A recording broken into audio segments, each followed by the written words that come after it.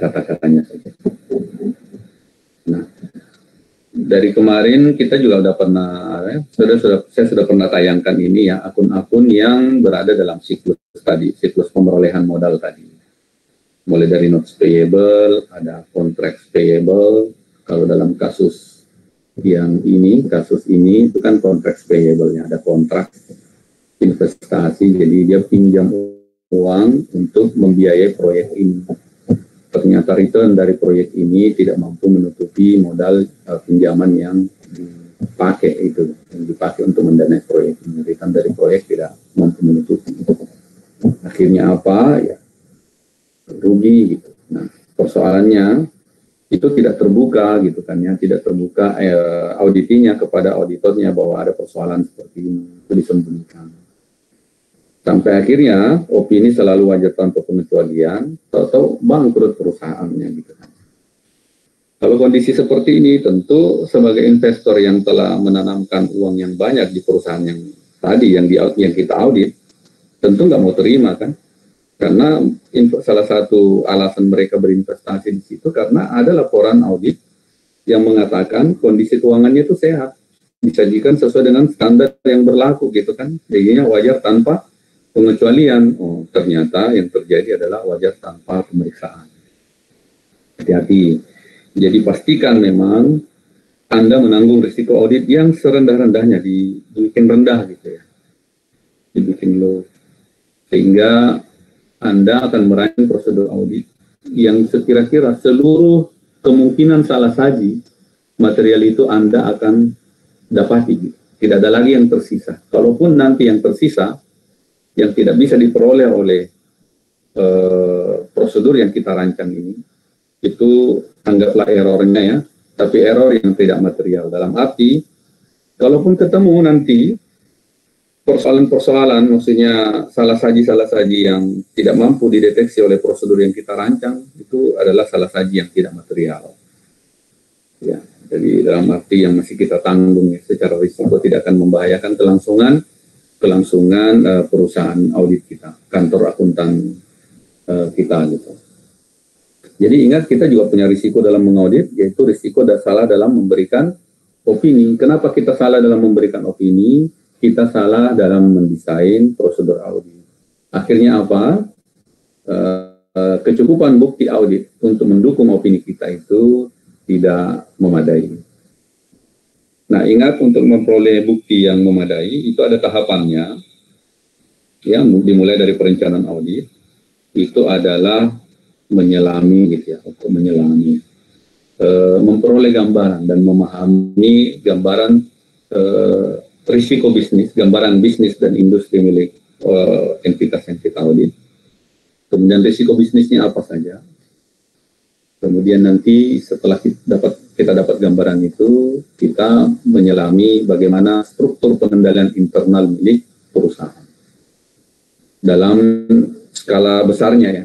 Makanya ada biasanya kuesioner yang kita isi untuk memperoleh gambaran umum terkait dengan pengendalian internal yang dimiliki oleh perusahaan. Ini belum berbicara pengendalian internal di tingkat transaksi dan saldo ya, bukan. Ini pengendalian internal secara umum dulu. Bagaimana lingkungan pengendaliannya, ya kan? Dalam arti bagaimana manajemen perusahaan yang kita audit ini menjunjung tinggi nilai-nilai etika gitu ya, etika bisnis, dan betul-betul menegakkannya nilai-nilai itu. Yang kedua, ada komunikasi dan informasi yang jelas, ada proses bisnis yang jelas, kemudian ada proses monitoring, ada manajemen risiko yang jelas, kemudian ada proses monitoring yang dilakukan oleh unit internal yang ditunjuk untuk melakukan pengawasan internal. Ya, jadi hal-hal itu yang item-item itu. Kemudian ada proses-proses bisnis yang jelas. Dalam setiap proses bisnis itu jelas siapa yang bertanggung jawab, jelas otorisasinya, jelas tanggung jawab dan seterusnya. Itu perlu Anda perhatikan.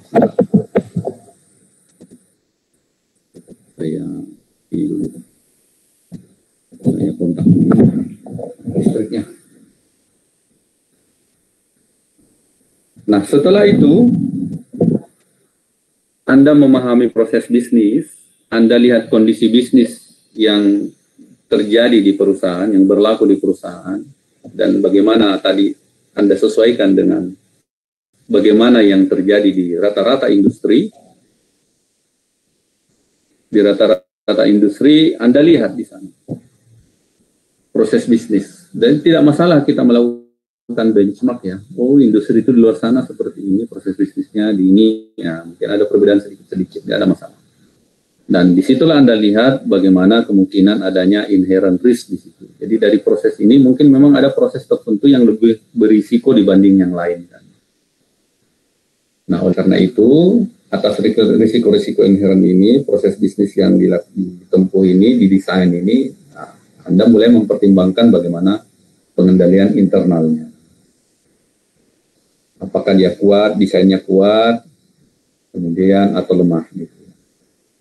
Kalau secara desain kuat, Anda harus buktikan bagaimana di lapangan, apakah desain yang kuat itu betul-betul terimplementasi dan diapresiasi oleh manajemen, dalam arti ditegakkan memang gitu, sesuai dengan desain awal dilaksanakan. Yang kedua, terkait dengan kelemahan yang Anda temukan. Atas kelemahan pengendalian internal ini, Anda harus buktikan. Karena atas kelemahan ini akan menyimpan potensi gitu. Ada potensi salah saji material. Namanya potensi, tidak serta-merta bisa langsung menimbulkan salah saji. Anda harus buktikan. Atas kelemahan itu, ada potensi menimbulkan salah saji. Kalau potensi menimbulkan salah saji, Anda sudah mulai merancang, menemukan ada kemungkinan akan ada koreksi. Tetapi terkadang, setelah Anda melakukan prosedur audit, Anda uji pengendalian itu kan, lakukan uji pengendalian, kemudian teruskan dengan pengujian terinci, ya, pemeriksaan terinci atas transaksi, ternyata tidak menemukan kesalahan apa-apa gitu kan. Berarti potensi itu tidak terjadi gitu ya.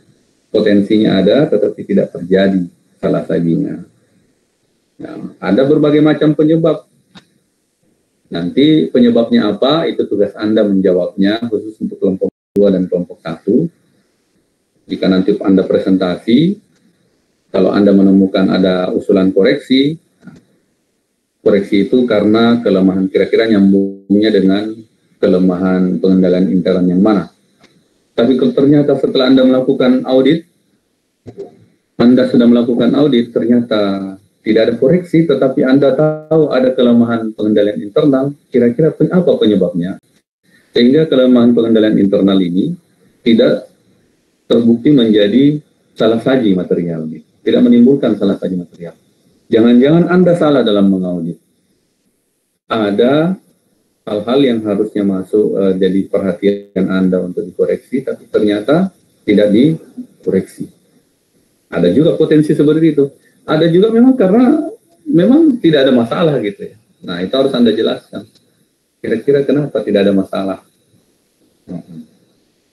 Seperti itu. Nah, setelah itu tentu ada prosedur analisis ya, analitis.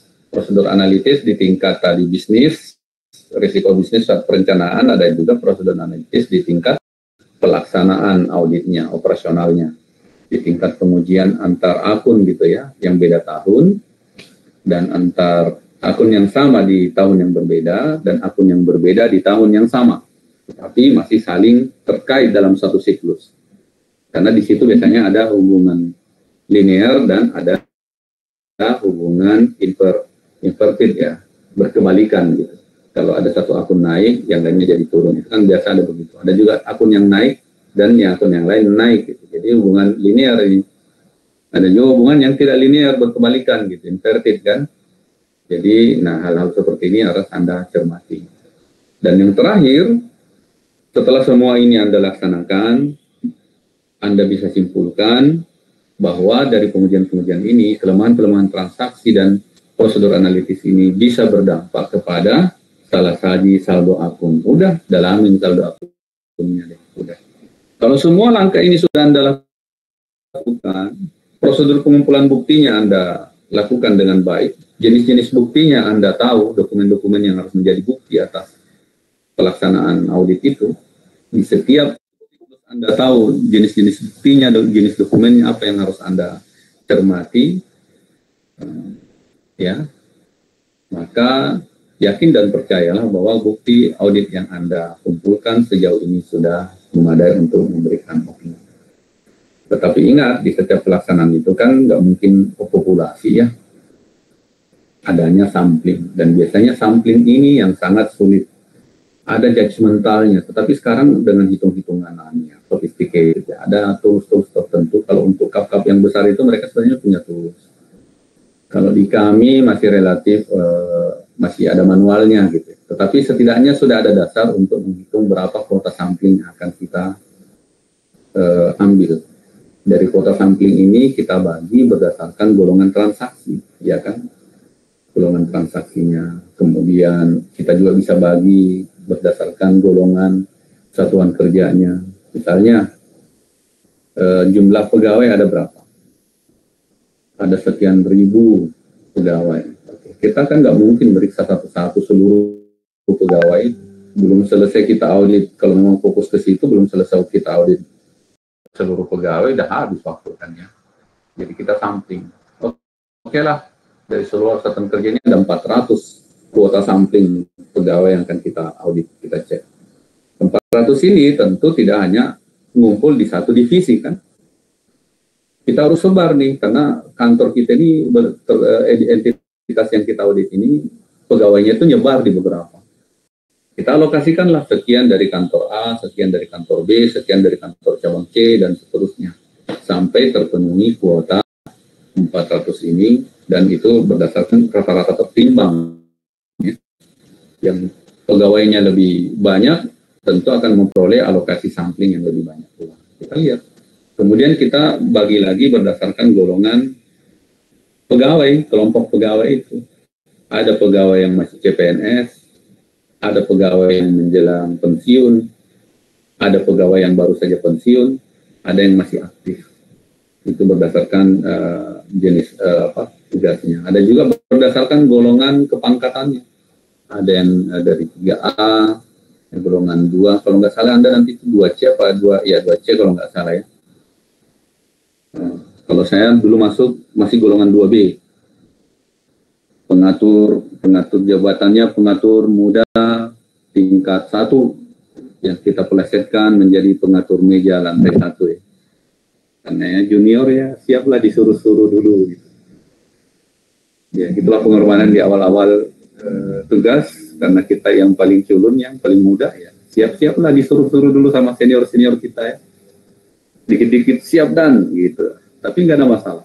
Itu memang proses ya, dan Anda harus buktikan itu bahwa Anda mampu melakukannya, tugas apapun, dan Anda selesaikan sebaik-baiknya, jangan banyak mengeluh ya, karena itu memang posisi awal seperti itu. Dimanapun Anda bertugas akan seperti itu ya. Yang namanya yang paling bontot ya biasa akan menerima perintah dari sekian banyak senior ya.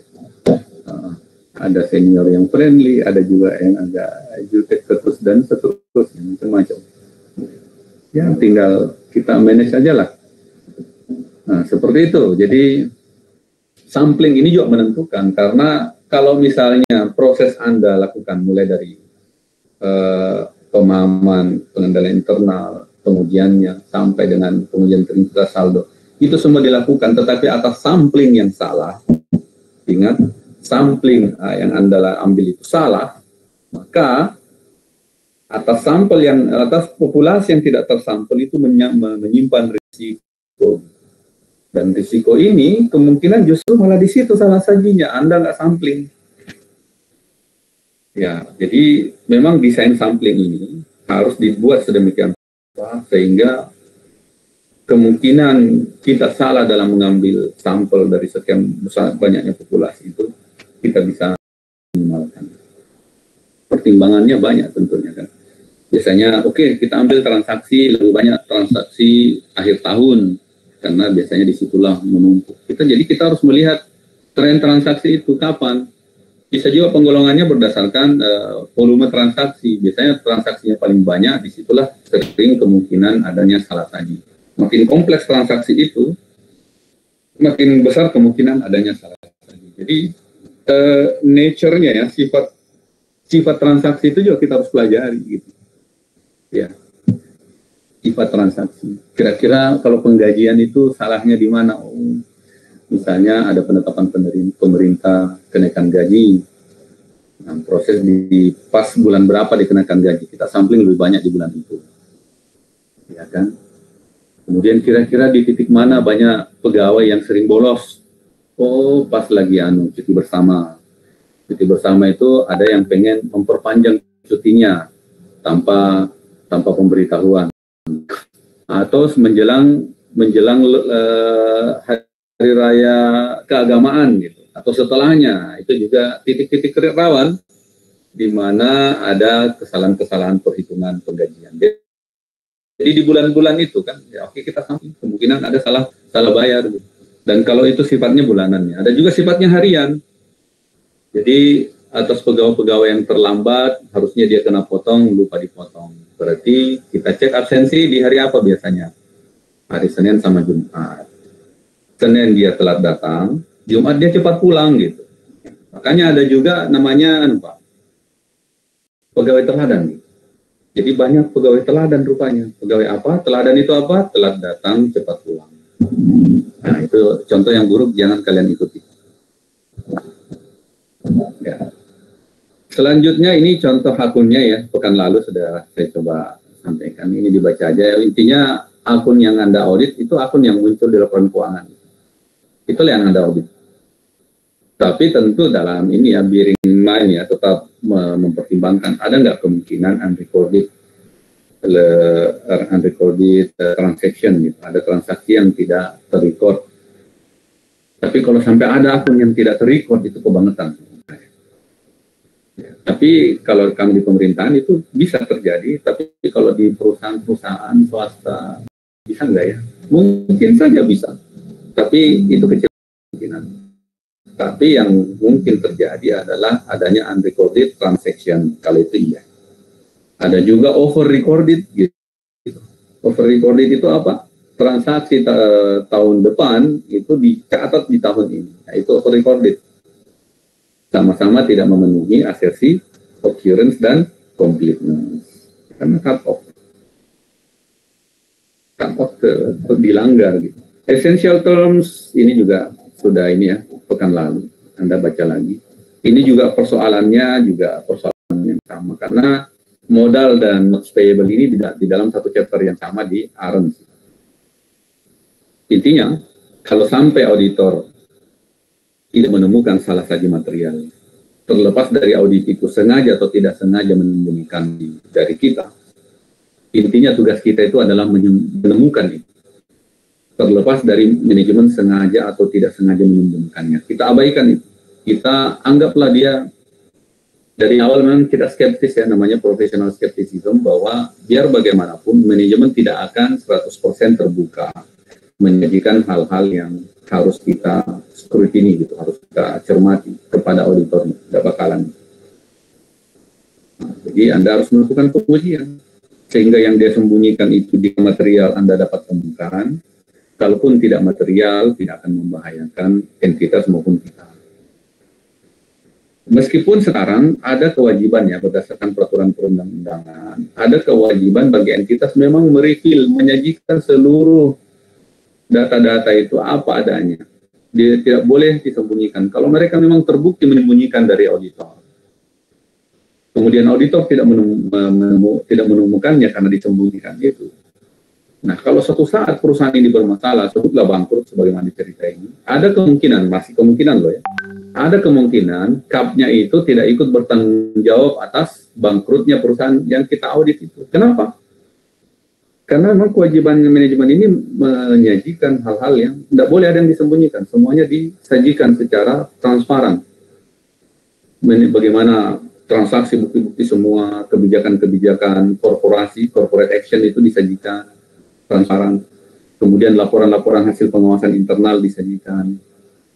Ya, kemudian hasil asesmen manajemen risikonya yang dilakukan oleh manajemen risiko di sana, ditambah dengan internal control tadi, itu disajikan mana yang kuat, mana kelemahan, mana yang masih perlu address. Itu harusnya transparan mereka. Tapi itu kan teorinya gitu ya.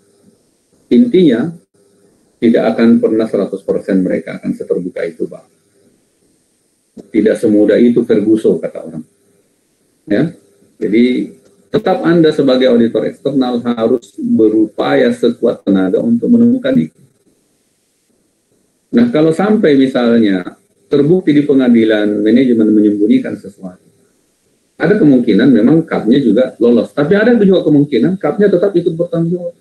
Ketika di pengadilan terbukti bahwa desain audit Anda itu tidak memadai.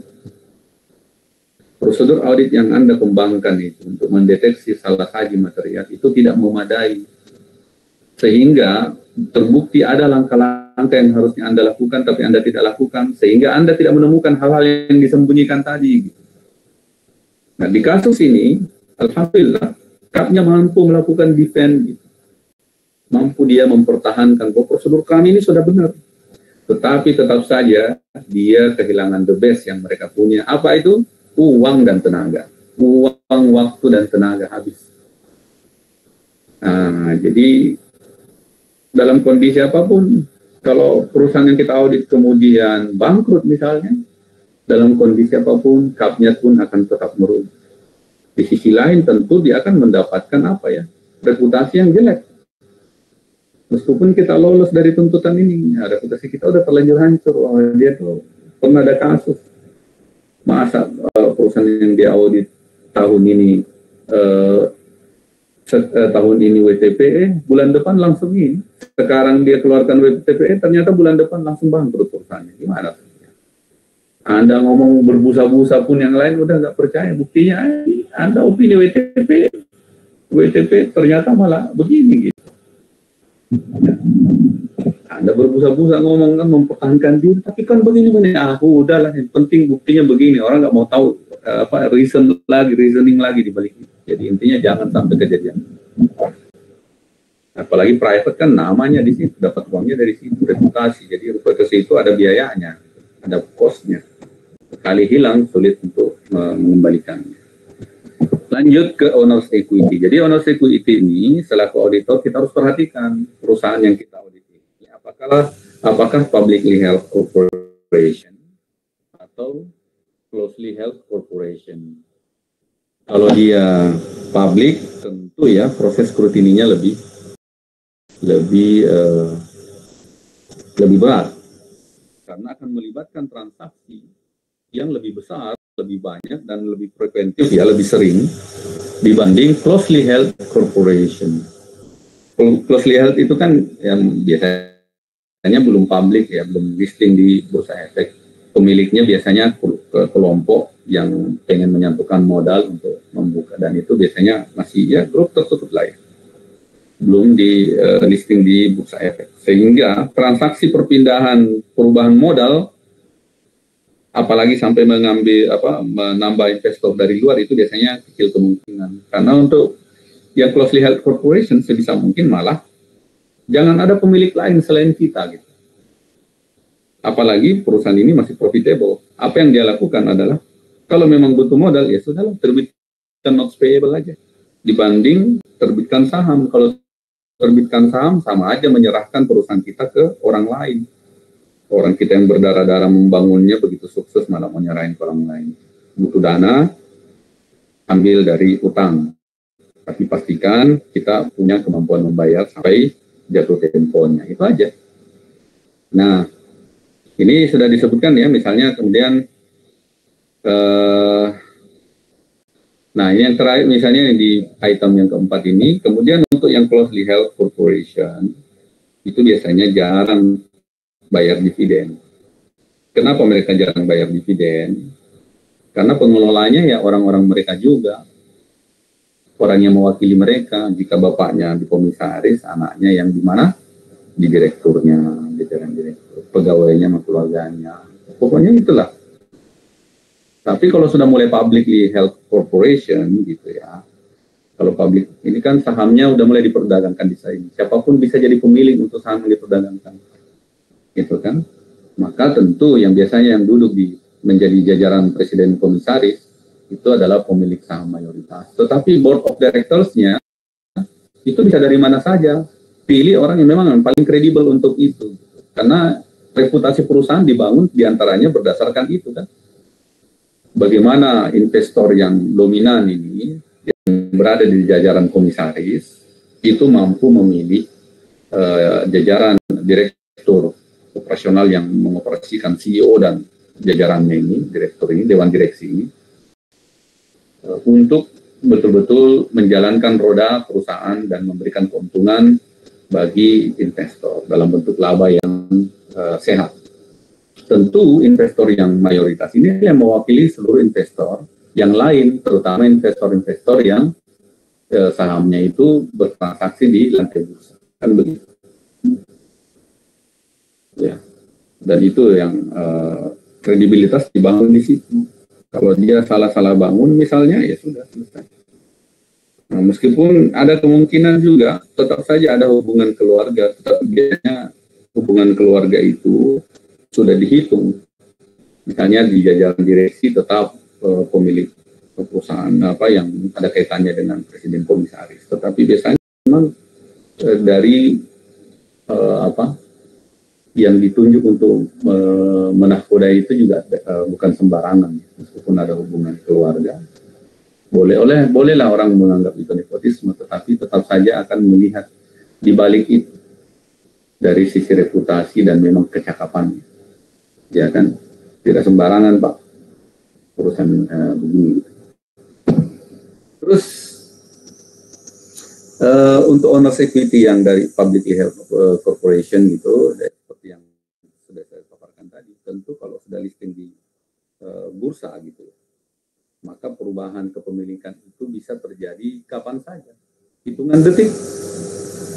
Saya beli, tapi begitu saham loncat, belum sampai 10 detik jual lagi, beli lagi, jual lagi. Wah, saya beli, tahu-tahu ada berita negatif mengenai perusahaan ini. Begitu saya tengok chartnya ya, chartnya itu kan ada aplikasi itu.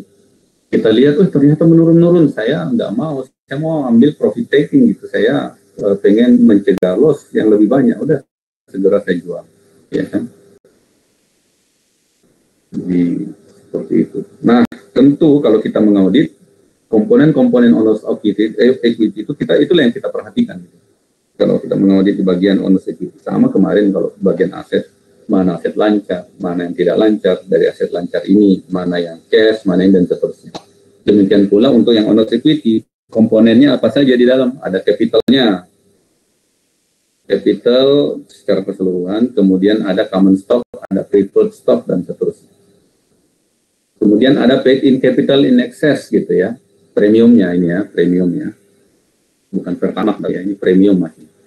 Kemudian ada retain earnings dan related dividends-nya. Jadi kan dividen, tentu pembayaran dividen mengurangi retain earnings. Dan di dalamnya juga mungkin ada penyisihan ya, apropriasi atas laba ditahan itu sebagian disisihkan. Tujuannya apa? Biasanya tujuannya untuk memupuk pencadangan dana. Karena sebutlah begini, di setiap tahun kita alokasikan 10% retain earnings kita cadangkan dana ini. Dalam arti nanti akan ada dana cash yang sebesar yang dicadangkan itu yang tidak akan terpakai, memang sengaja disimpan. Begitu nanti di tahun kelima terkumpul, baru kita akan mendanai proyek. Kalau masih kurang, baru ditambahkan dari utang. Jadi ada apropriasi tertentu ya. Misalnya mencadangkan sebesar nilai depresiasi selama 5 tahun terakhir. Untuk keperluan apa? Penggantian aset-aset yang habis masa depresiasinya. Bisa jadi begitu. Jadi dilakukan apropriasi pemilihan dari laba ditahan. Dan macam-macam alasannya lah ya. Itu tujuan Anda selaku auditor untuk mencari alasan itu dan apakah itu bisa diterima atau tidak. Selanjutnya, apa lagi ya? Oke, owners equity ini terkait chart of account-nya ya. Chart of account-nya itu chart of account-nya yang mana? Oh, yang ini. Chart of account-nya ini, jadi akun-akun yang terlibat dalam sebuah siklus di owners equity dan dividen. Akun apa? Jadi, ya saya kira teman-teman mereka ya ini, dari capital stock atau ada preferred stock, ada nggak convertible bonds dan seterusnya, kita harus perhatikan itu semua. Cash pasti ya, namanya pembayaran dividen. atau pada saat kita penerbitkan saham kita terima uang dari hasil penerbitan saham baru misalnya. Tapi kalau untuk saham yang diperdagangkan di luar itu kan kita kan udah nggak dapat.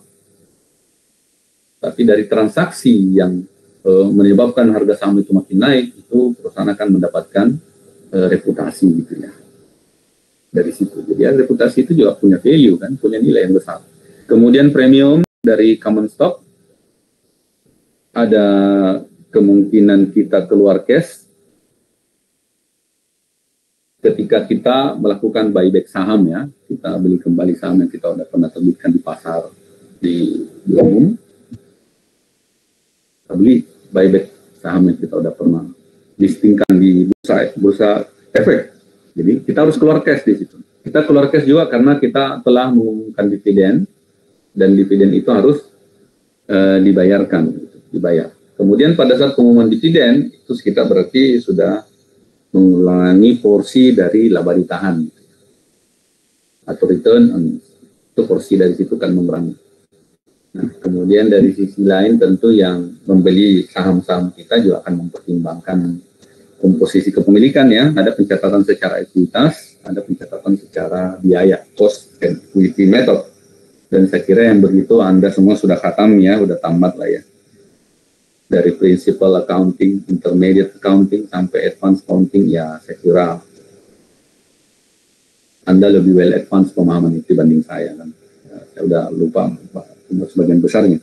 Mungkin Anda masih inilah ya, sekitar dari 100% yang diajarkan, mungkin Anda masih ingat 200%-nya lah. Ya. Kalau saya dari 100% yang dulu diajarkan, mungkin tersisa 1-2% lah. Ya, nggak beda jauh, cuma beberapa nol di belakangnya. Nah, kemudian di sini terkait dengan tujuan kita melakukan audit. Sebagaimana pakem audit, saya juga tadi udah paparkan di awal banget, bahwa kita yang paling utama itu jangan pernah mengabaikan pemahaman atas pengendalian internal dan bagaimana mengakses kekuatan dan kelemahan pengendalian internal itu, baik terkait dengan modal maupun dividen, janji kita, janji kepada investor. Karena janji kepada investor jika tidak dipenuhi, musibah besar. Kalau investor berlomba melepas sahamnya, mungkin saja secara perusahaan kita masih bisa cetak earning dan seterusnya. Tetapi kalau kita kehilangan kepercayaan investor asing atau investor luar, investor dalam negeri misalnya, tidak ada yang memiliki perusahaan kita ya, ke depan itu akan sulit memperoleh tambahan modal. Bank pun akan mikir, orang sahamnya saja tidak ada yang mau beli, perusahaan ini kok malah minta pinjaman ke kamu, gimana? Orang sahamnya itu tidur di lantai bursa sana, dorman dia, nggak ada naik turun transaksi, tetap Rp50 per saham gitu selama setahun. Yakin dan percayalah, tidak ada bank yang berani memberikan pinjaman kepada Anda. Anda kehilangan reputasi.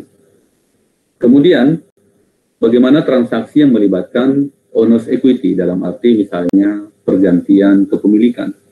Karena diperdagangkan saham itu secara frekuensi preventif, misalnya, sering.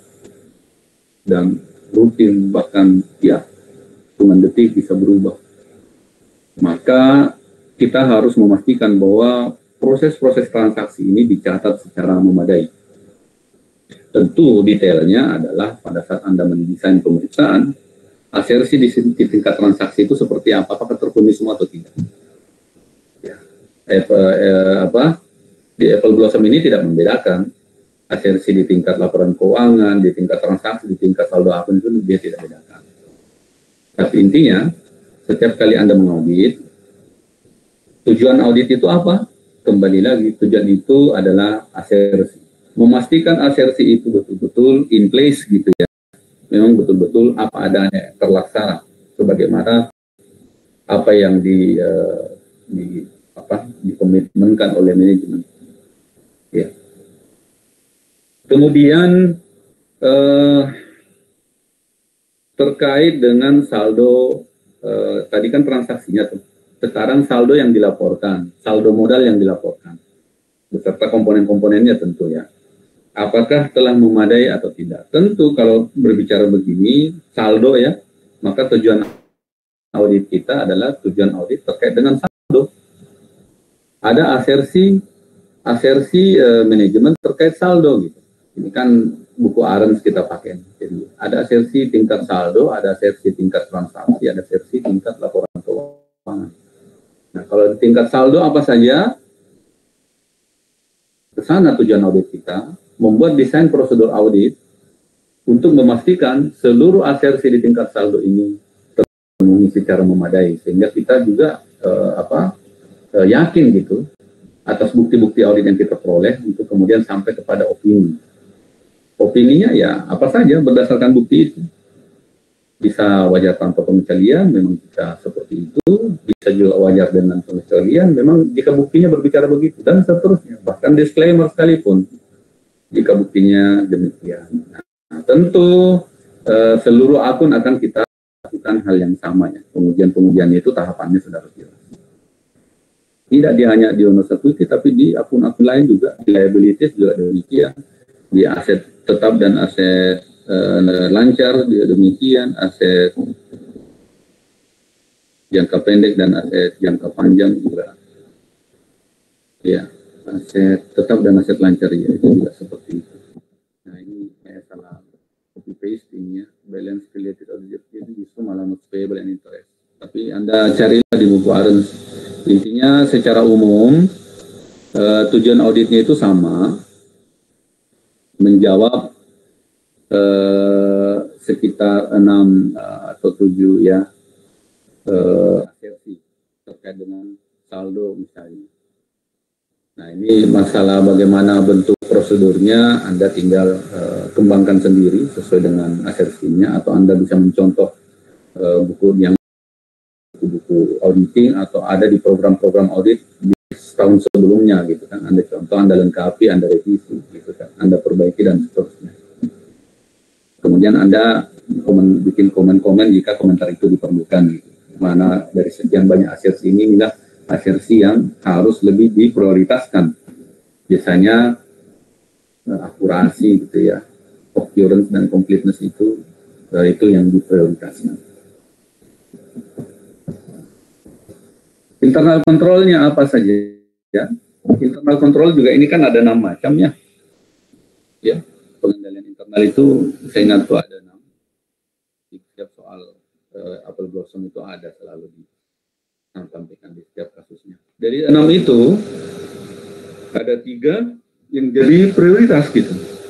Ada 3 yang jadi prioritas yang disebutkan oleh Aram. Tetapi ini kan penyajian pemahaman bagi kita bahwa dari 6 itu 3. Tetapi kalau misalnya terkait dengan soal ujian, kalau tidak disebutkan berapanya, diminta berapanya, misalnya diminta minimal 3, tuliskan minimal 3-nya. Anda baiknya Anda angkut semua deh, tuliskan semua. Jadi kalau Anda ditanya tujuan audit, asersi tanpa kriteria minimalnya, udahlah, mending angkut semua. Jangan lakukan pembatasan. Karena yang namanya ujian itu makin panjang jawaban, biasanya itu makin benar ya. Ya, sama kalau tuh soal-soal pilihan berganda ya. Pada saat kita bingung, yang mana jawaban yang benar? Biasanya nih, pilihlah jawaban yang paling panjang. Biasanya seperti itu. Tapi ada juga kemungkinan tidak biasa muncul. Udahlah, kita yang biasa-biasa aja dulu. Nah, kemudian pembagian dari proper authorization-nya. Jadi item-item apa yang masuk dalam pengendalian proper authorization. Jadi ini terkait dengan titik transaksinya ada di mana. Ketika penerbitan saham, bisa juga ketika pembelian kembali saham, bisa juga pada saat pengumuman dividen. Itu semua harus melalui proper authorization. Pastikan orang-orang yang memang diberi mandat kewenangan untuk itulah yang memproses transaksi ini.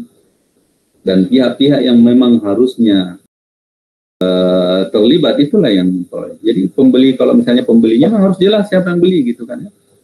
Harus jelas pembelinya. Jadi otorisasi yang membeli dan yang melakukan penerbitan saham itu juga harus dilakukan oleh orang yang berwenang. Jangan sampai ada namanya ghost common stock. Nah, ini saham kita itu nggak jelas siapa yang miliki sekarang. Jadi kalau kita bayar dividen ke siapa jadinya? Ini harus ditelusuri kan?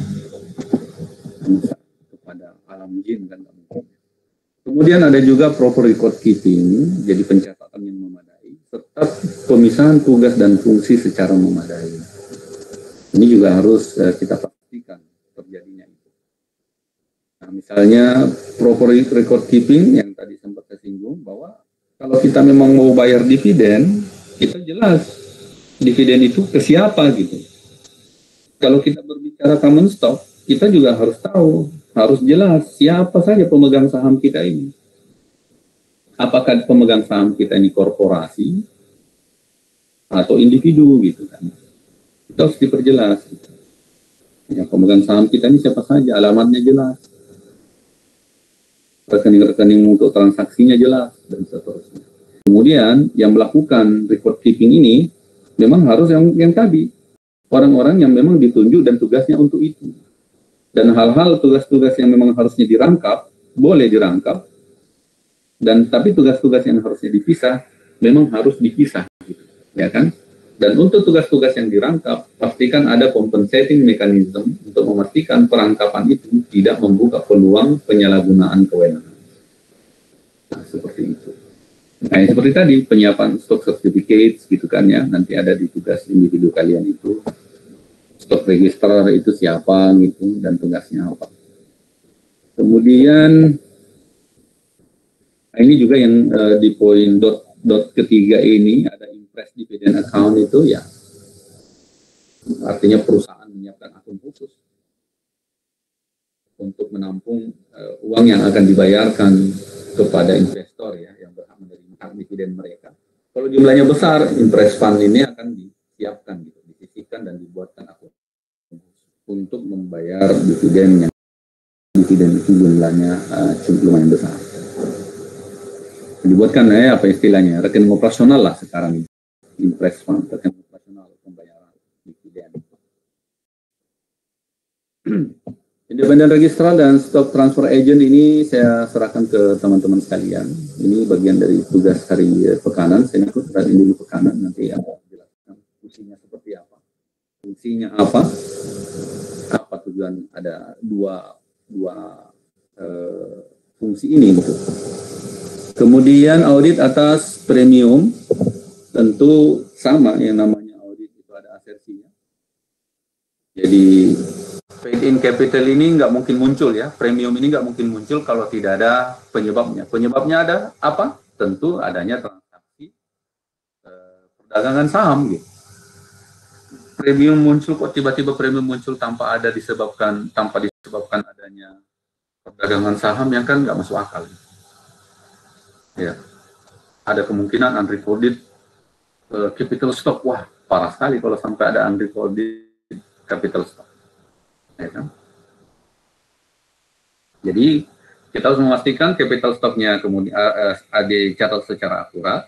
Kemudian capital stock-nya disajikan dan didisclose secara memadai, dan tentu dari situ ikutannya adalah premiumnya juga jika ada excess par ini itu juga harus dicatat dan disajikan sesuai yang seharusnya, harus akurat gitu. Nah, intinya seperti itu. Jadi ada akun-akun yang terkait dengan audit dividen ya sama saja. Kalau dividen karena juga jarang ya, setahun juga palingan sekali palingan diumumkan. Nggak mungkin lah dividen itu diumumkan setiap bulan kan, lama-lama gulung tikar tuh perusahaan kalau tiap bulan dividen, apalagi tiap minggu, tiap hari, wah nggak mungkin lah. Jadi setiap kali setelah laba dilaporkan selesai diaudit, labanya udah firm gitu ya, udah fix, setelah diaudit nih, oke. Kita akan lakukan rapat umum pemegang saham untuk membahas kinerja keuangan tahun ini, sekaligus mengumumkan kepada para pemegang saham besarnya earning per share kita atau dividen payout ratio kita gitu ya. Oke, bolehlah pada semangat para pemegang saham untuk menghadiri rapat-rapat. Ya, kita yang pemegang saham yang dari kelas Procok Pilek ini yang cuma 1-2 lot itu pun dapat undangan untuk hadir ya, tapi ya malulah kita hadir ya, hadir untuk di sana. Dan pada posisi tertentu nilai saham kita nggak seberapa, tapi kalau hadir dapat minimal souvenir-souvenir kecil-kecilan, dapat ballpoint dan seterusnya. Bukan saya, tetapi teman yang cerita ke saya. Nanti kalau Anda masih single, kerja di Kemenkeu atau BPK, mungkin di awal-awal kita akan kaget juga, lumayan nih penghasilannya. Ya udahlah, cobalah investasi mungkin di saham, kemungkinan juga bisa begitu di saham. Dulu saya pernah juga investasi di saham sekitar berapa tahun itu saya. Tidak terlalu banyak untungnya ya, karena saya nggak beli langsung lewat agent gitu. Tapi intinya saya menabung gitu. Nilai rupiah yang saya simpan itu nggak hilang. Jadi kalau saya hitung per bulan saya sisihkan sekian selama 3 tahun, ya samalah saya menyimpan di bank itu tanpa ngambil-ngambil. Jadi secure-nya di situ. Karena kalau misalnya saya simpan uang di bank, kemudian karena di banknya ada ATM-nya, mungkin selama 3 tahun ya saya akan tergerak untuk mengambilnya. Tapi intinya apa ya, semua investasi itu ada risikonya. Ada simpan kelebihan Anda di sahamnya ada risiko turun gitu. Anda simpan kelebihan uang Anda dalam bentuk investasi emas Anda bisa dicuri gitu ya. Simpan di lemari, kemasukan maling atau kerampok, ya ada saja. Anda tabung pun juga seperti itu. Jadi semua ada risikonya ya. Tidak ada yang tidak berisiko.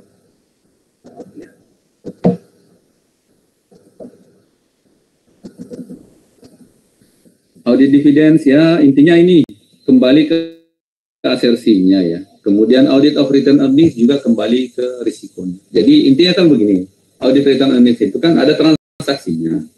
Auditlah transaksi itu berdasarkan panduan asersinya.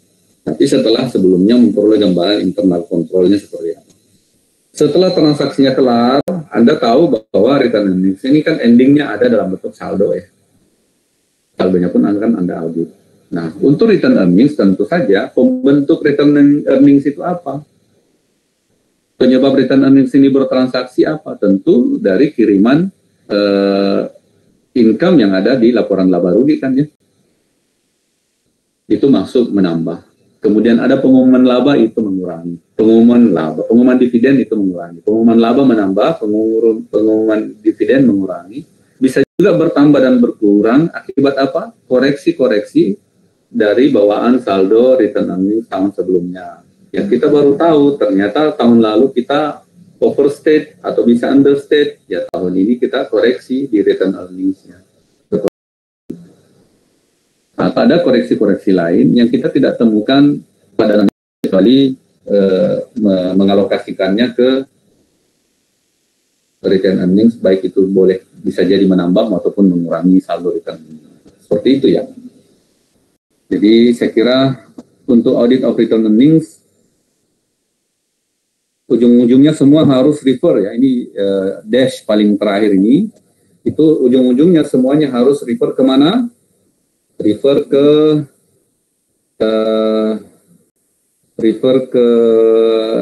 audit objectives, dalam hal ini management assertion.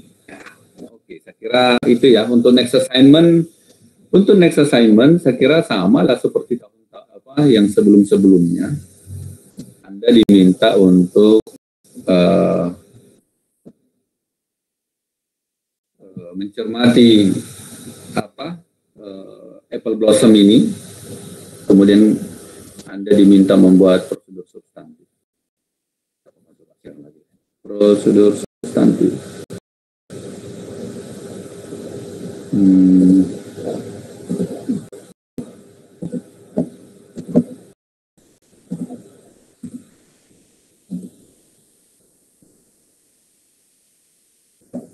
Ini apple blossom. Ya, ini. Jadi untuk pekan depan ada investasi ya, tugas Anda itu audit investasi, seperti biasa menyusun prosedur substantifnya, prosedur perincinya. Tetapi Anda diminta untuk mencermati pengendalian internalnya. pahami 6 kategori pengendalian internal, dan mulai dari segregation of duties sampai dengan output controls gitu ya. Kemudian untuk kelemahan-kelemahan di ICQ, nanti ada tugas tambahan dari Anda mencermatinya lebih jauh, apakah berdampak kepada potensi salah sajinya ini, apakah terbukti menimbulkan salah saji sehingga auditor harus mengusulkan koreksi gitu. Kalau tidak ada koreksi, kenapa? Kalau ada koreksi, itu linknya ke kelemahan yang mana? Apakah nomor 3, nomor 5, 6, atau gabungan dari ketiganya, dan seterusnya. Ya, seperti itu. Dan tahun sebelumnya, dan transaksi-transaksi, jangan lupakan minutes atau notulen rapat kebijakan Dewan Direksi ya. Kan ada tuh selama 2 tahun terakhir itu ada. Coba Anda contek di sana, lihat ada nggak kebijakan-kebijakan perusahaan atau corporate action yang terkait dengan investasi, baik itu menambah atau membeli, menambah atau menjual investasi yang dimiliki. Ya, seperti apa, kemudian penghitung-hitungannya, apakah dia masuk equity method atau cost method, itu nanti sudah sesuaikan. Saya kira itu ya dari saya. Sesi berikutnya saya serahkan ke teman-teman. Tapi sebelum ke sana, karena pekan depan kita berbicara investasi ya, saya menginginkan teman-teman ini mencermati ada 2 investasi besar yang menimbulkan skandal gitu. Ada 2 skandal besar investasi yang viral di media sosial maupun media massa gitu, media massa TV terutama, yaitu skandal Jiwasraya dan skandal Asabri. Untuk kelas 6 ini, kelompok yang nomor kelompoknya ganjil kasus Asabri, kelompok yang nomor kelompoknya genap mengambil kasus Jiwasraya. Anda cari informasi sebanyak-banyaknya, kumpulkan informasi itu, tuliskan kronologis permasalahannya apa. Misalnya, apa sih persoalannya sebenarnya? Siapa pihak-pihak yang terlibat, yang bertanggung jawab, dan siapa pihak-pihak yang dirugikan? Penyebabnya apa? Akibatnya apa? Dan rekomendasinya apa kira-kira yang perlu dilakukan oleh pemerintah sehingga kasus ini tidak terulang di masa mendatang? Ya. Oke, seperti itu. Jadi kenali kronologisnya itu. Apa sih sebenarnya persoalan Jiwasraya ini? Misalnya dia produk apa gitu. Kemudian kok bisa dikatakan ada unsur kerugian, apalah segala macam skandal ini, kok disebut skandal itu kenapa? Kemudian siapa pihak-pihak yang bermain di dalamnya? Bagaimana kok mulai bisa terbongkar kasus ini, kenapa gitu kan ya? Siapa yang pihak yang dirugikan, siapa pihak yang diuntungkan? Nah, kira-kira penyebab dari semua ini apa? Pihak yang bertanggung jawab, tentu akibatnya apa? Kalau ada yang dirugikan, siapa yang dirugikan, berapa nilai kerugiannya? Dan Anda harus membuat rekomendasi perbaikan yang kira-kira perlu dilakukan oleh pemerintah atau siapa saja ya yang ingin berinvestasi. Bisa juga masyarakat yang ingin berinvestasi sehingga dia tidak terjebak ke dalam investasi yang berisiko tinggi tadi. Oke, itu mungkin dari saya. Sebagaimana yang lalu-lalu, pertemuan yang lalu-lalu, kita break dulu barang 10 sampai 15 menit. Jadi sekitar 2.30 atau 2.35 PM kita bergabung kembali. Oke, terima kasih. Selamat break. Mungkin ada yang mau ngopi dulu, ada yang istirahat dulu, asalnya sampai kita bergabung kembali di 2.30 atau 2.35. Si paparan kelompok 1 ya, silakan. Mengulang beberapa item juga sebagai penekanan juga silakan. Ya Pak, bentar Pak.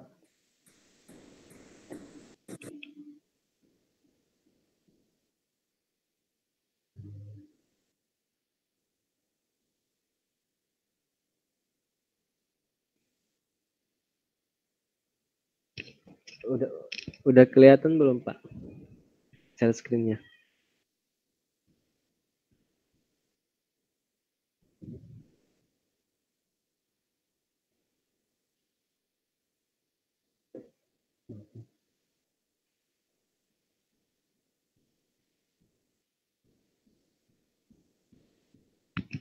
Pak, udah kelihatan share screen-nya, Pak?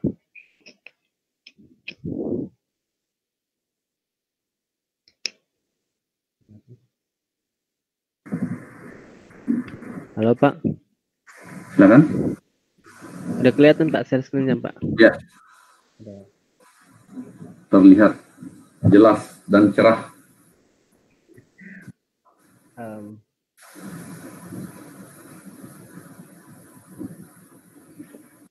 Baik, Pak. Assalamualaikum warahmatullahi wabarakatuh. Waalaikumsalam warahmatullahi. Kalau kami dari kelompok 1 ingin menambahin beberapa hal. Kalau dari program auditnya tidak ada penambahan, Pak.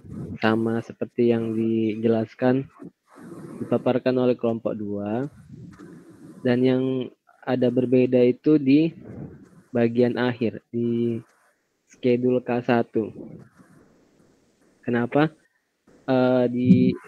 Kalau soalnya, Pak, assignment 11 itu, K1 menampilkan berapa perubahan return earning-nya dan menggunakan nilai dari sebelum adjustment. Nah, gitu, Pak. Jadi kami tidak ada menampilkan berapa net income setelah adjustment dan return earning setelah adjustment-nya, Pak. Karena itu akan dilanjut di assignment 12. Lalu untuk melihat untuk schedule K1, nilai dari return earning beginning-nya dilihat dari prior year working trial balance ataupun dari statement of change in stockholder equity di 31 Desember 2002. Kemudian dikurangi dengan dividen. Dividen ini bisa kita lihat dari assignment 9 yang sebelumnya di schedule H3 ataupun dari notulen rapat Dewan Direksi tahun 2003. Nah, itu menyatakan kalau dividennya per lembarnya $2,5 dan karena kita mempunyai 9.500 lembar, makanya dividennya sebesar 23.125. Kemudian dapatlah dikurangkan return earning beginning dikurangi dividen, dapat 506.558. Kemudian ditambah dengan net income. Karena kami belum mengadjust net income-nya, maka kami masih pakai net income yang sebelum adjustment, yaitu 318.585. Ini didapat dari current year working trial balance 2003 dan dapat return earning ending-nya sebesar 825.143. Nah, untuk adjustment return earning dan juga adjustment net income-nya akan dilanjut di assignment 12. Oke. Gitu, Pak. Cukup? Iya sih, Pak, cukup, Pak. Soalnya cuman itu aja yang berbeda, Pak. Oke, jadi ya tidak ada masalah. Jadi ini dua pendekatan cerita satu hal yang sama sebenarnya. Ujungnya nanti finalnya tetap di akhir penugasan ketika semua jurnal koreksi sudah masuk ya. Jadi pas dimasukkan di worksheet, tentu tadi juga earning income tax, federal income tax-nya juga harus dihitung ulang kembali karena sesuai dengan layering yang tersisa tentu menyesuaikan dengan saldo yang ada gitu kan ya. Saya kira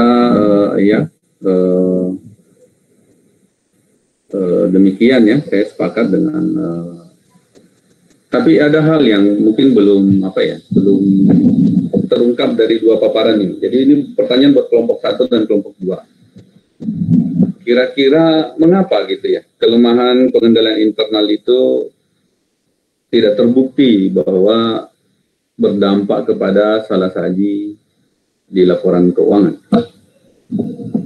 Jadi setelah diaudit, ada beberapa tadi paparan kelemahan pengendalian internal. Tapi ternyata setelah diaudit tidak ada usulan jurnal koreksi, kecuali tadi usulan pajak gitu ya. Nah kalau yang pajak kira-kira kenapa? Dan yang belum mengusulkan tadi kelompok satu ini kira-kira karena apa? Atas kelemahan ini belum tampak tidak berdampak. Meskipun awalnya begitu kita lihat ada weakness-nya ini, di potensi gitu ya, tapi ternyata potensi ini tidak kaji yang kemudian oleh kita diusulkan jurnal koreksinya. Ada kita share pendapatnya di sini, bukan cari benar, silahkan saja kita berpendapat menggunakan common sense, meskipun sense kita kadang nggak common ya, jadi nggak apa-apa, silakan yang mau berpendapat apa alasannya.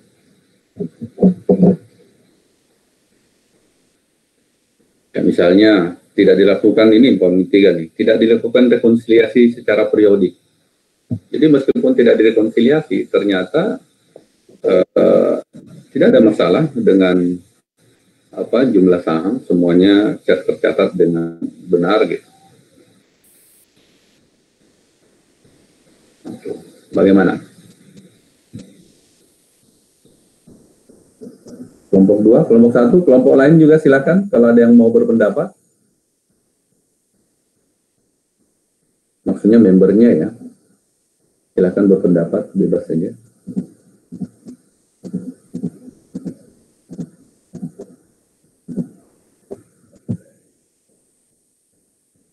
Jadi meskipun ke weaknesses ini ada dan tampak, tapi ternyata tidak sampai menimbulkan salah saji di laporan keuangan.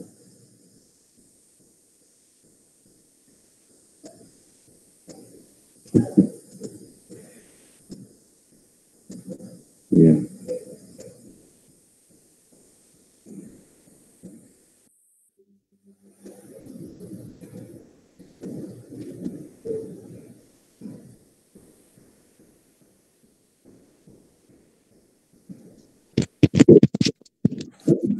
Gimana?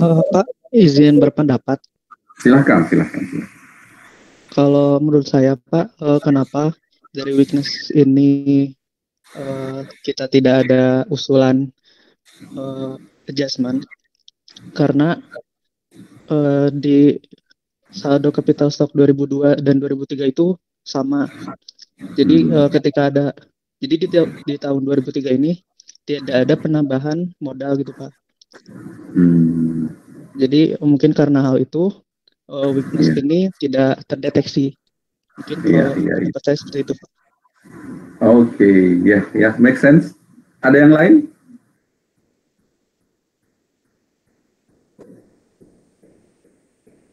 Mbak Risna Karina mungkin bisa berpendapat? Enggak, ini yang muncul ini ada beberapa di samping slide ini muncul namanya. Iya, oke, saya kira itu tadi jawaban Mas Maulana Yusuf itu benar adanya ya. Jadi pertanyaan mendasar sebenarnya yang kita audit ini apakah dia publicly held atau closely held kira-kira. Sederhananya, apakah Apple Blossom ini dia listing di Bursa Efek atau enggak? Kan nggak ada informasi ya. Listing atau enggak dia di Bursa Efek ini? Kayaknya enggak ya. Kayaknya enggak, dia enggak listing. Jadi saya pikir beruntung dia enggak listing di Bursa Efek. Kenapa? Karena kalau lihat dari risiko bisnis sendiri, melihat risiko bisnisnya itu kan dia jual parfum, kemudian dia jual produk-produk yang terkait dengan inilah toilet, household dan toiletries gitu, yang terkait dengan barang-barang yang ada di toilet, ada bisa parfum, ada sabun atau apa gitu ya. Ya terkait dengan health and hygiene gitu. Kalau kita kembali merefresh ingatan kita bahwa sesungguhnya bahan bakunya itu sebenarnya yang dibeli ini kan bahan jadi, parfum jadi, tinggal di labeling sama dia kan enak banget di labeling. Jadi di luar sana itu sebenarnya produk yang sama itu banyak beredar, cuma dengan merek yang berbeda-beda. Dan dia mencoba mendiversifikasi, tidak cuma parfum, tetapi ada juga sabun dan seterusnya, toiletries gitu.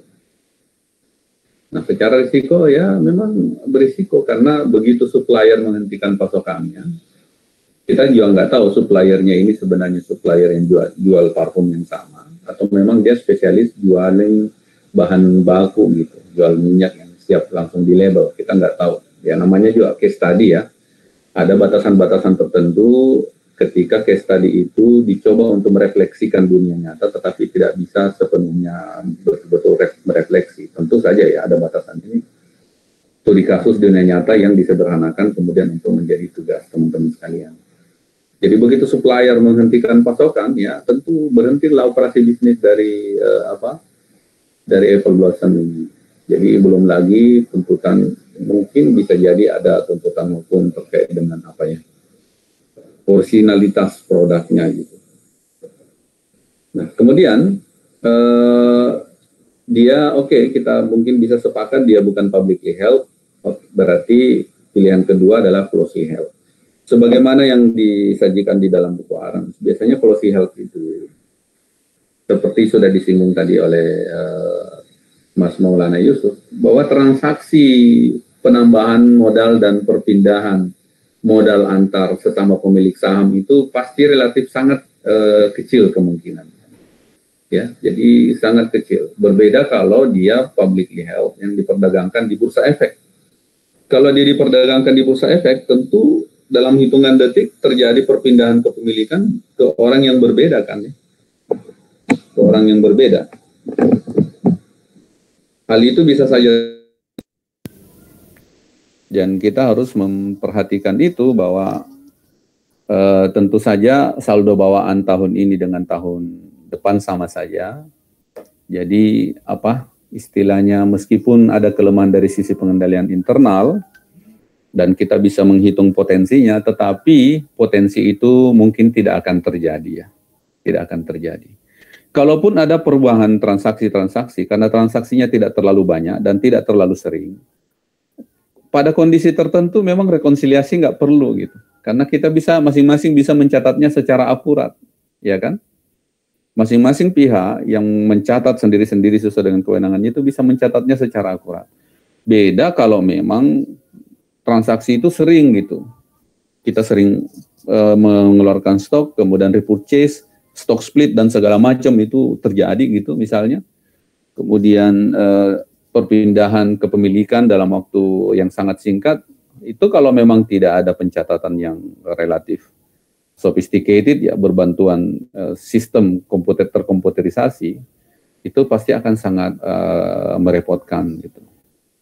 Jadi hal-hal seperti ini tidak semua memang potensial error itu akan betul-betul terrealisasi tergantung dari kompleksitas transaksi yang kita hadapi.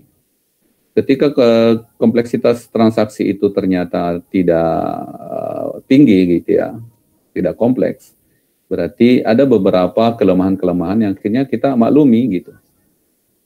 Ya, tidak serta-merta kita anggap itu akan berpotensi yang sangat tinggi. Kita tahu ada potensi, kita uji, tetapi pengujiannya juga relatif mudah. Kenapa? Karena tidak perlu sampling langsung secara ini, maksudnya secara populasi bisa mewakili keseluruhan gitu. Jadi secara populasi kita ngaudit, sehingga potensi-potensi itu bisa kita temui. Jadi meskipun secara populasi kita audit, kita tidak menemukan kemungkinan salah saji itu.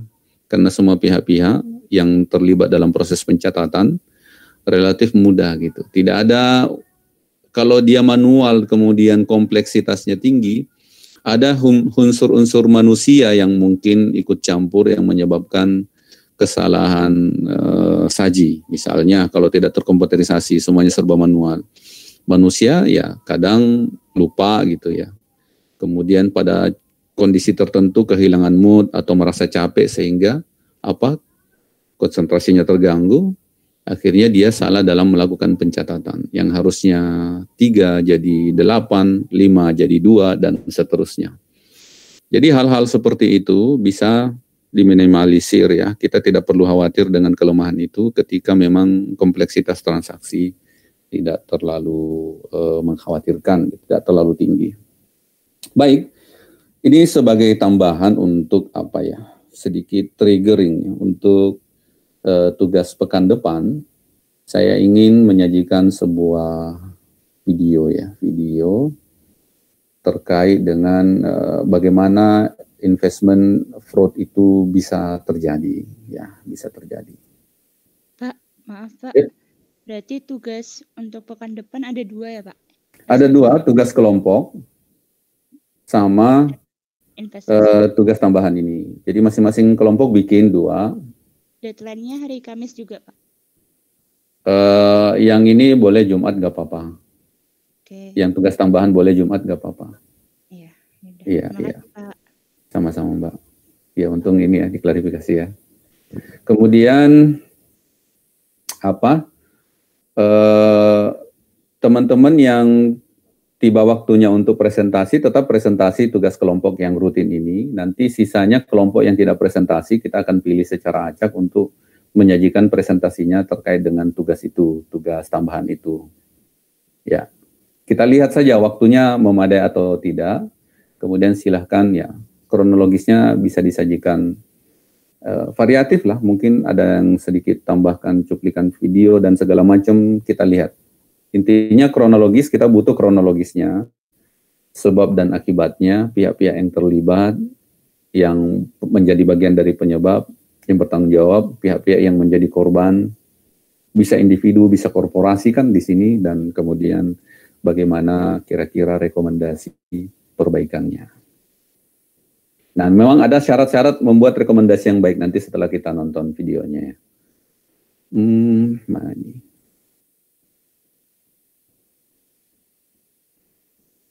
Kita share entire screen.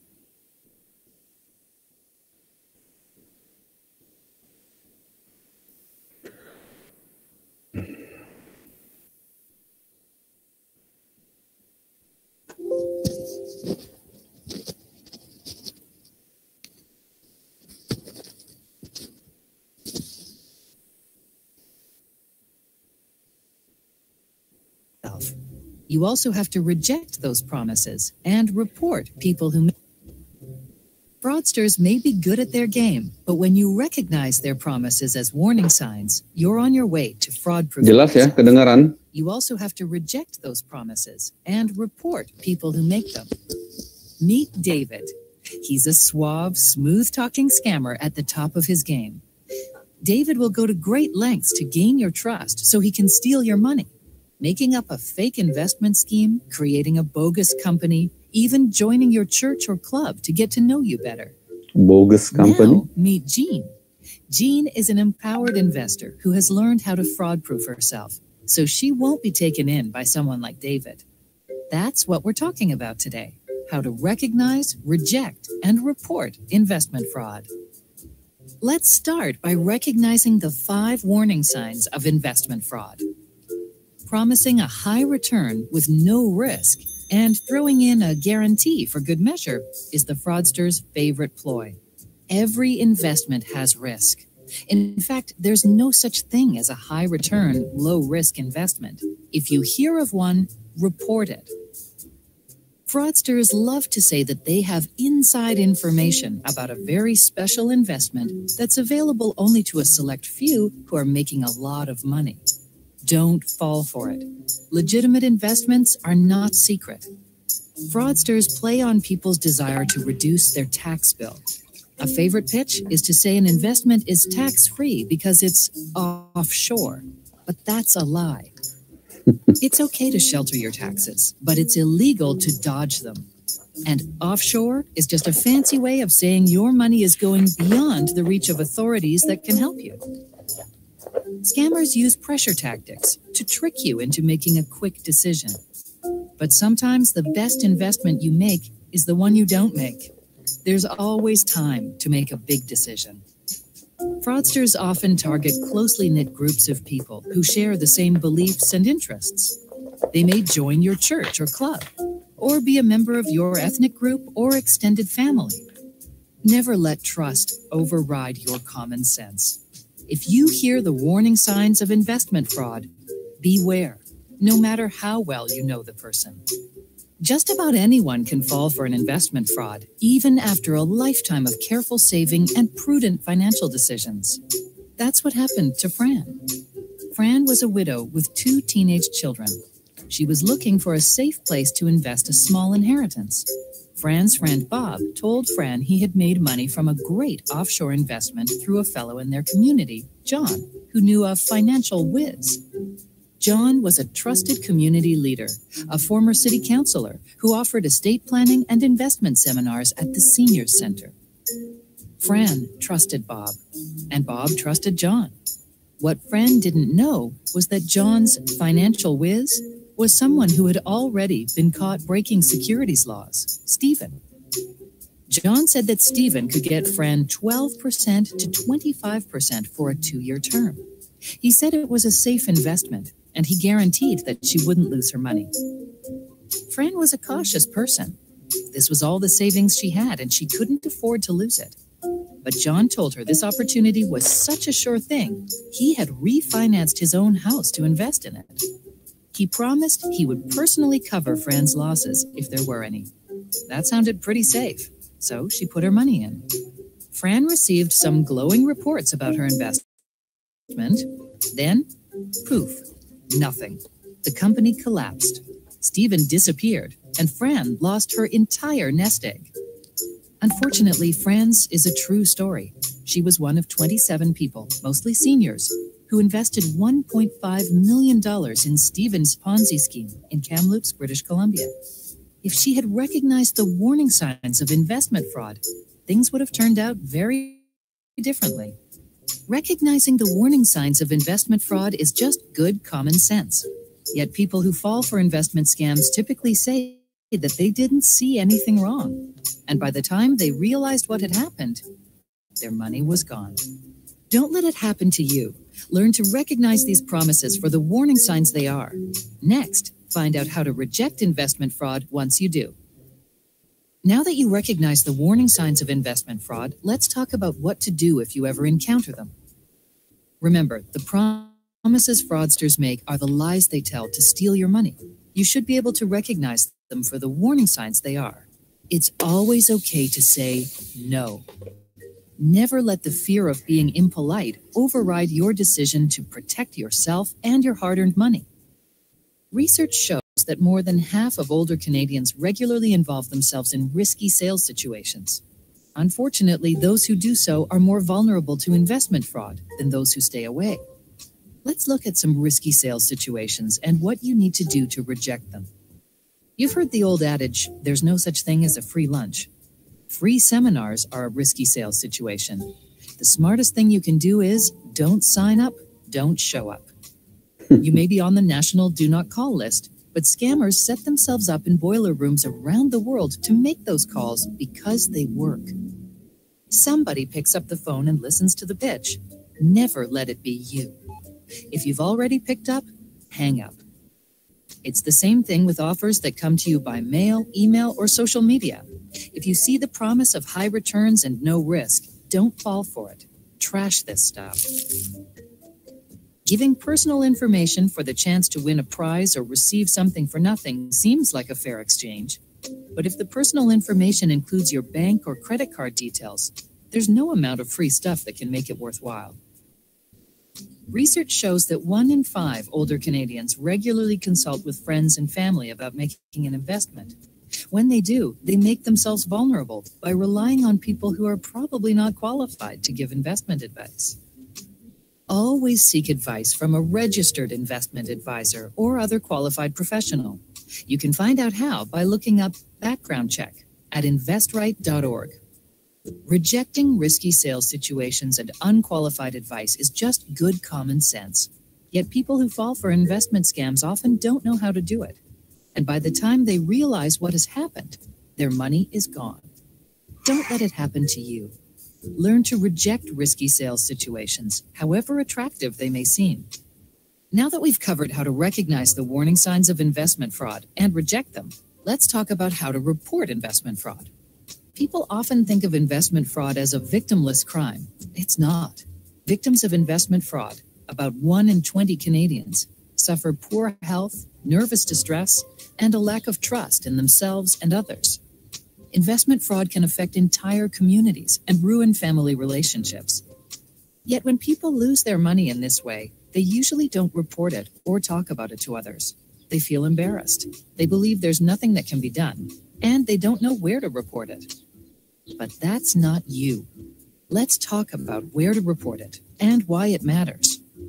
The BC Securities Commission is the place to report investment fraud if you experience or suspect it. The sad truth is that when fraudsters go to work, they usually spend the money as soon as they get it. Receiving real-time tips from the public while a scheme is underway gives us the best chance of stopping fraudsters in their tracks.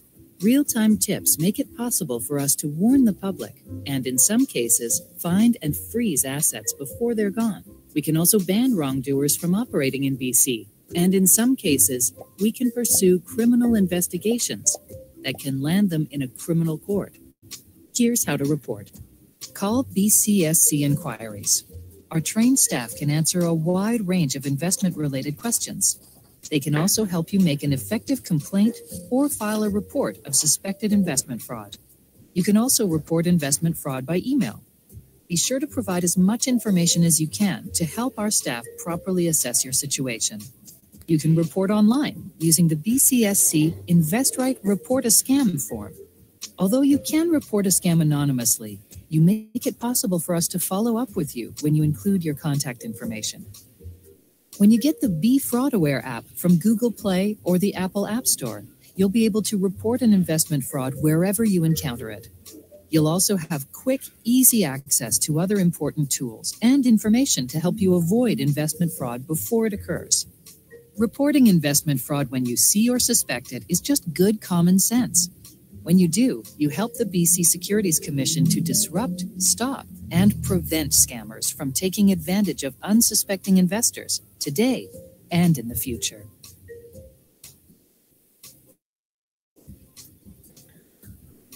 Oke, seperti itu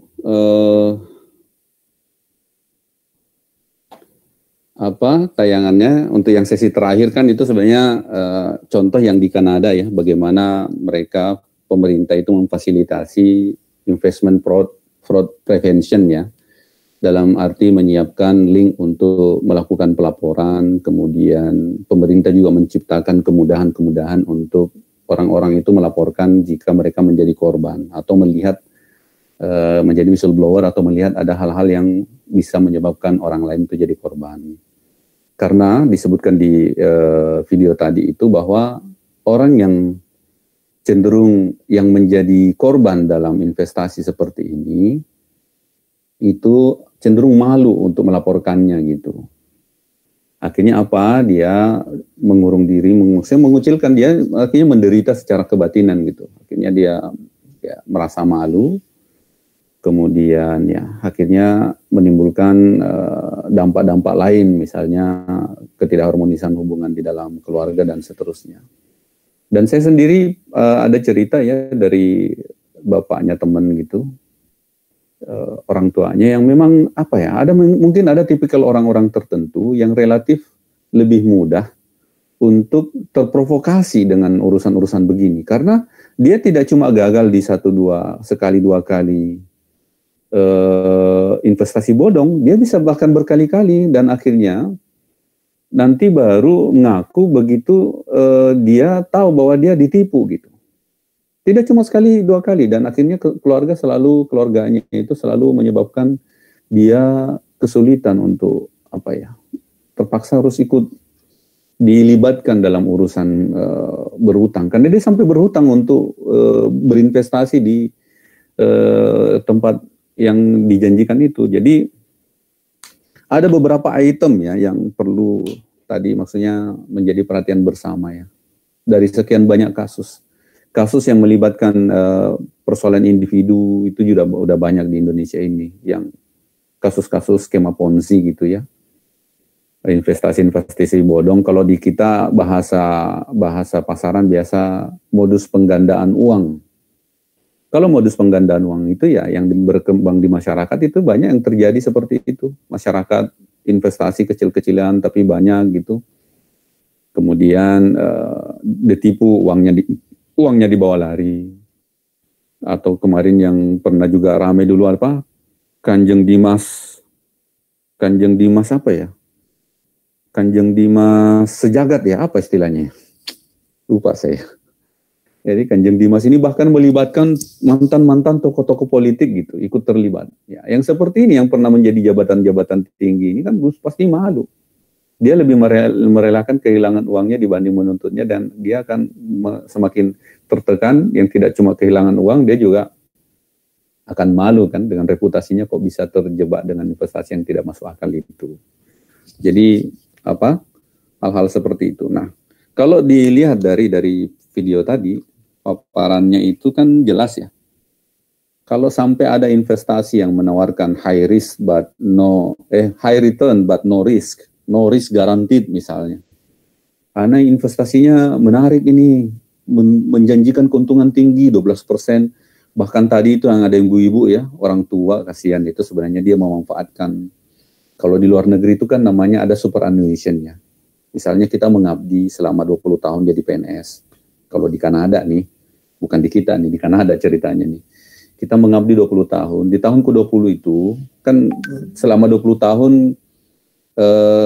gaji kita kan dipotong ya untuk dana pensiun kalau di luar negeri. Dipotong lah. Kemudian sampai dia pensiun, kemudian di tempat lain mungkin sebelumnya dia udah investasi, terkumpullah dana yang lumayan besar yang menurut dia. Yang daripada dia habiskan, mungkin dia pengen investasikan. Jadi sudah investasikan, dana pensiunnya itu dia investasikan, dia ketemu temannya gitu. Nah, seperti tadi ada kebiasaan di Kanada sana, orang-orang itu cenderung menceritakan keinginannya untuk berinvestasi ke sesama mereka, yang sama-sama buta mengenai, tidak punya pengalaman mengenai investasi. Jadi kalau yang seperti ini sangat tidak disarankan, karena rekomendasi yang kita terima dari orang-orang yang sama-sama tidak paham itu cenderung menyesatkan gitu, tidak membantu, bahkan bisa menjerumuskan. Karena dia bisa saja memanggil temannya, oh itu ada teman saya itu bisa begini, dan akhirnya apa yang terjadi?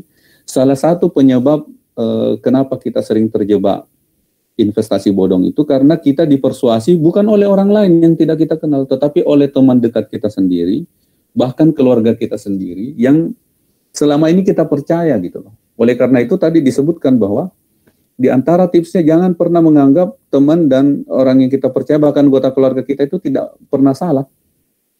Bahkan untuk urusan yang bukan bidangnya, dia awalnya istilahnya, dia kok guru SMA, misalnya guru SD, dia pedagang di pasar, kok tiba-tiba jadi broker investasi, ada apa ini kok tiba-tiba sedemikian mudahnya dia beralih profesi gitu kan ya. Kita aja misalnya untuk D3 akuntansi, kita belajar hitung-hitungan investasi, bagaimana cara membukukannya, butuh 3 tahun, dan belum tentu kita bisa dianggap mahir untuk investasi gitu. Ini kok tiba-tiba dia kerjanya sehari-hari apa, kok tiba-tiba berubah jadi investment banker gitu, jadi broker, kan lucu.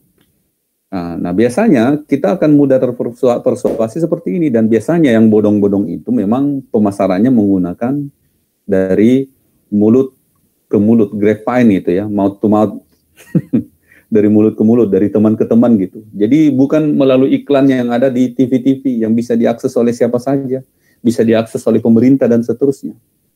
Jadi itu iklannya di mana? Dari mulut ke mulut. Biasanya yang seperti inilah yang menyebabkan kasus-kasus MLM kan seperti itu. Jadi kasus Kanjeng Dimas juga yang punya keahlian dulu itu menipu masyarakat dengan jubah yang diambil dari belakang bisa mengeluarkan uang gitu, kemudian dia tebar. Ternyata sebelum keluar dia dari dalam kamarnya udah masukin dulu duitnya kan. Tetapi itu adalah gimmicknya, tambahan, bumbu sehingga orang makin percaya. Sebagian juga masuk di kelompok-kelompok keagamaan gitu kan, kemudian dibumbui dengan ritual-ritual tertentu sehingga semakin percaya, padahal itu semua bagian dari gimmick, permainan, sehingga untuk semakin memberikan keyakinan dan orang makin melupakan hitung-hitungan rasionalnya. Jadi dia semakin irasional karena ada hal-hal yang membuat dia takjub sehingga kehilangan akal yang awalnya harusnya dia pakai akal itu untuk menghitung secara rasio. Returnnya kok ini, return itu akhirnya hilang gitu. Yang ada cuma kepastian pengembalian yang sebenarnya 1-2 saja yang ditampilkan bahwa mereka mendapatkan return yang besar itu. Nah, hal-hal yang seperti ini perlu kita cermati ya. High return but no risk. Kemudian bahkan ada yang menjanjikan kalau Anda berinvestasi, investasi Anda akan ditempatkan di luar negeri dan itu akan tax free, bebas pajak. Ini justru malah melanggar aturan sebenarnya. Dan akhirnya apa? Tapi biasanya juga yang terlibat seperti ini akhirnya unsur-unsur kejahatan masuk ya. Dia memang dari awal dapat duitnya itu dari transaksi yang ilegal kan. Kemudian dia pengen mencuci, istilahnya pencucian uangnya, membersihkan uangnya itu dengan apa? Dia investasikan di saham. Kemudian setelah itu dia transaksi lagi, dia beli, dia jual, dia beli, dia jual, sampai akhirnya kemudian bersih gitu. Ya, samalah dengan unsur judi, misalnya dia dapat uang haram nih. Dia bagaimana caranya supaya modal ini, uang ini seolah-olah jadinya bersih, meskipun berkurang dikit gak apa-apa. Dia berjudi.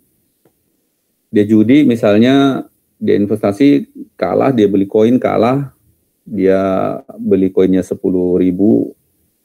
10 misalnya 100 juta, tapi dia pecah-pecah, dia akhirnya dia cairkan lagi 90 jutanya, 10 juta nggak apa-apa dia kalah. Jadi seolah-olah dia tuh berasal dari sesuatu yang legal, yang dari hal-hal yang judi. Jadi dia transaksi saham atau apa gitu, yang awalnya dari hal-hal yang negatif, transaksi narkoba dicuci, diinvestasi di mana-mana gitu. Dan dianggap itu returnnya sehingga ya jadi bersih. Nah, jadi di offshore gitu. Kemudian ada investasi yang penjualnya itu dia memang rajin tampil sebagai sosok yang sebagai tadi pemuka agama misalnya.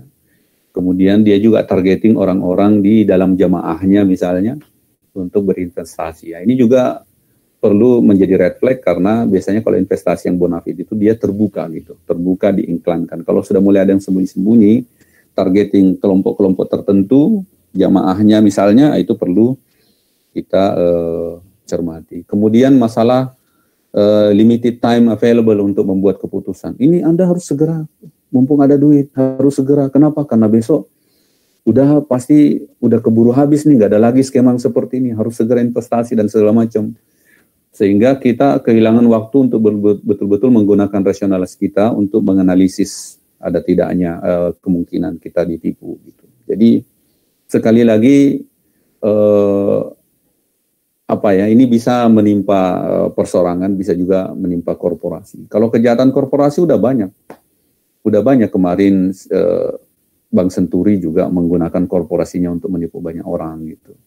Asuransi sebelumnya yang terbaru ini kan Jiwasraya dan Asabri menjadi korban pada saat dia membeli saham-saham di bursa gitu menggunakan investment banker yang mungkin waktu itu bisa dipercaya, tapi ternyata cara dia membeli portofolio saham itu yang merugikan. Nah, ini Anda yang akan cari nanti bagaimana kronologisnya.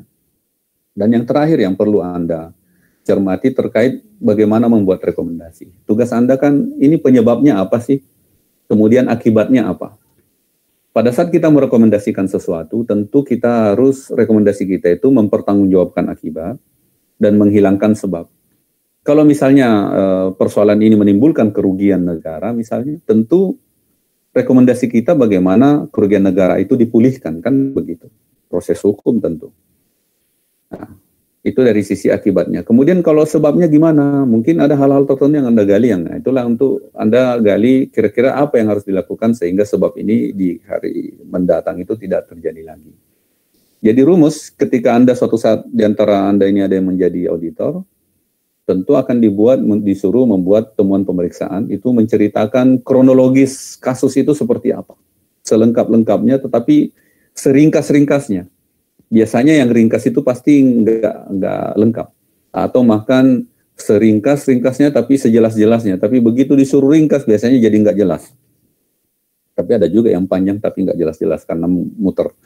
Nah, setelah Anda membuat kondisinya, kronologisnya, Anda diminta untuk menentukan siapa penyebabnya, apa akibatnya, dan kemudian Anda diminta rekomendasi perbaikannya seperti apa. Rekomendasi itu, rumus dasarnya itu adalah bagaimana mempertanggungjawabkan akibat yang timbul dan bagaimana menghilangkan sebab. Sehingga di kemudian hari itu bisa diminimalisir supaya tidak lagi terjadi gitu.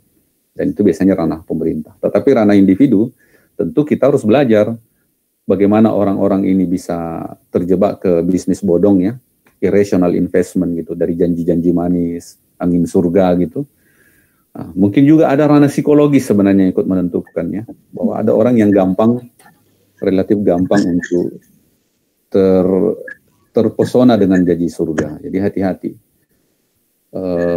Dan saya kira itu ya terakhir dari saya, ini sudah jam 3.50, 3.51 bahkan.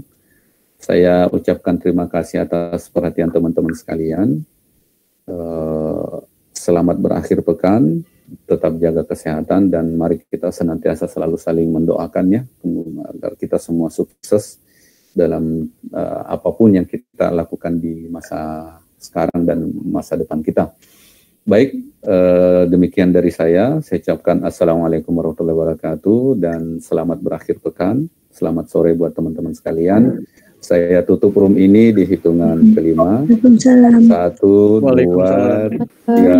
Terima kasih Pak. Waalaikumsalam. Terima kasih Pak. Terima kasih.